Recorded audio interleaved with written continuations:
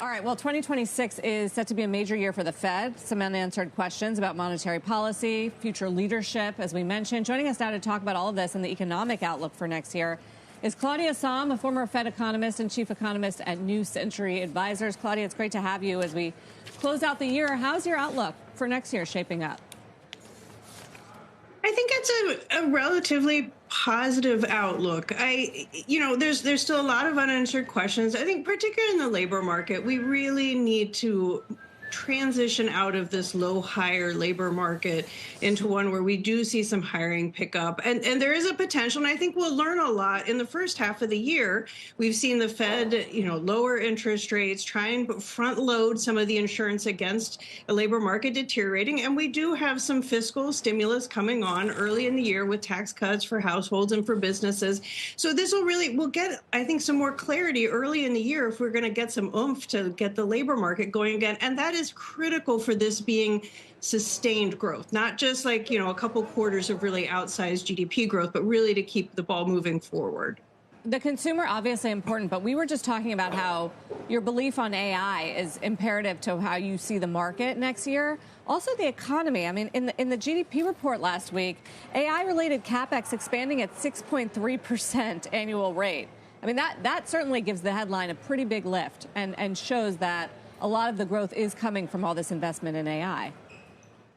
Well, and I mean, in terms of the lift and growth, it was even larger in the first half of the year. Yeah. So, yes, the investments that are being done are substantial. And, investment is kind of the physical investment is kind of the gift that keeps on giving in terms of growth, because you get both the investment at the time that boosts GDP.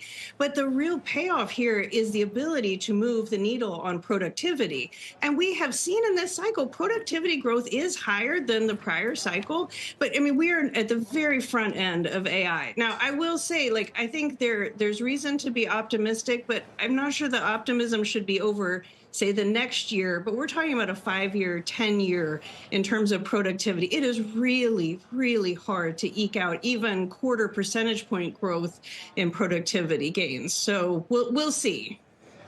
Well, yeah, the we'll see is important, though, Claudia. I mean, we're all trying to figure it out over this next year, or as you say, even years to come.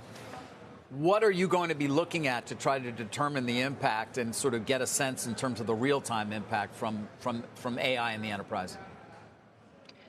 Right. So I think the reality is that we're wanting to see the use cases. And frankly, the aggregate statistics are not the first place that the productivity gains are going to show up. Right. I mean, we are still going to be in the space of, listening to the earnings report, listening to the use case studies, trying to, there's some really great survey work that Census is doing, going out and talking to businesses, really trying to grasp the adoption rates and how that's spreading across different sectors. So it's not one where I think, we may get big, GDP numbers from quarter to quarter, but tying that back to AI and longstanding productivity gains, that's just going to be really tough. And I will, point out that going into next year, we are still going to have a very disrupted data environment for our aggregate statistics. So, I mean, we're having a hard time catching up on just what's happened in the economy in the last 3 months, let alone fundamental shifts under the hood in terms of productivity. So why is the unemployment rate rising? Yeah, that's a good question. It is unusual. When we saw the unemployment rate really started moving up pretty steadily in the summer. And, that lines up exactly with a period where we saw, consumer spending third quarter growth really, topping the charts. And that is not typical to see those two line up. Of course, timing is always pretty tough. Now, I will, one special factor that is at play this year is we have had a pretty substantial downsizing of the federal government.